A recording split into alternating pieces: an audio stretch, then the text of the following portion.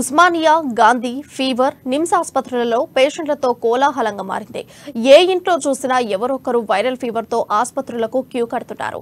ఇక మురికివాడలు, బస్తీల్లోనే బాధితులు ఎక్కువగా ఉంటున్నట్లు అధికారులు చెబుతున్నారు. వైరల్ ఫీవర్ కారణంగా సర్ది, జలుబు, దగ్గు, ఫీవర్, ఫుడ్ పాయిజనింగ్, వాంతులు లాంటి అనారోగ్య కారణాలతో ఆసుపత్రులకు వెళ్తున్నారు. ఇక దీనిపై మరింత సమాచారం మా ప్రతినిధి రాజు అందిస్తారు.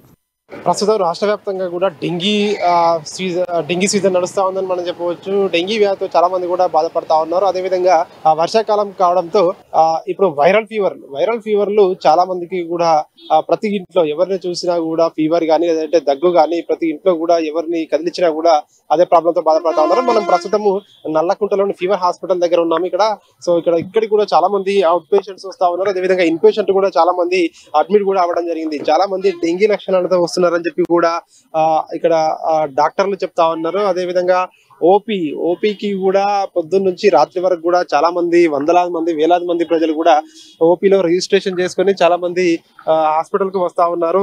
వీళ్ళందరూ కూడా కామన్ ప్రాబ్లమ్స్ తో చాలా మంది బాధపడుతున్నారు అని చెప్తా ఉన్నారు. వైద్యులు అయితే ముఖ్యంగా ఎవరైతే ప్లేట్లెట్స్ తగ్గి డెంగీ లక్షణాలతో కొందరు వస్తుంటే చాలా మంది కూడా ఫీవర్ లక్షణాలతో కానీ దగ్గు, జలుబు లక్షణాలతో ఎక్కువగా వస్తా ఉన్నారు అని చెప్తా ఉన్నారు.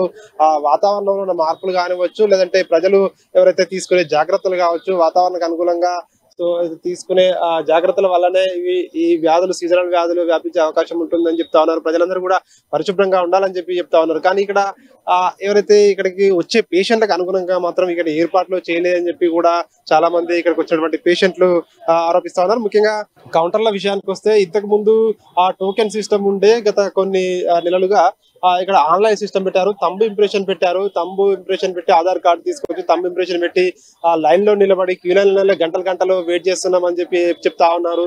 సో అది లేకుండా అంటే ఒకవేళ ఆన్లైన్ తంబు సిస్టమ్ పెట్టినా కూడా కౌంటర్లు దానికి అనుగుణంగా వచ్చే ఎవరైతే పేషెంట్స్ ఉంటారో దానికి అనుగుణంగా కౌంటర్లు పెంచాలని చెప్పి కూడా వాళ్ళందరూ కోరుతా ఉన్నారు. ముఖ్యంగా ఇప్పుడు సీజనల్ వ్యాధులు వ్యాపించే సమయం కావడంతో ఎక్కువ మంది డాక్టర్లు కానీ ఎక్కువ గంటలు సేపు కూడా వీళ్ళకి ట్రీట్మెంట్ కూడా అందించడానికి ఓపీ సేవలు కూడా ఉండాలని చెప్పి వీళ్ళందరూ చెప్తా ఉన్నారు. మొత్తానికైతే ఏది ఏమైనప్పటికీ వీళ్ళందరికీ కూడా కౌంటర్లు పెంచి ప్రజలకు కూడా ఇబ్బందులు కలగకుండా అధికారులు కూడా ఏర్పాటు చేయాలని చెప్పి కూడా పలువురు అయితే కోరుతా ఉన్నారు.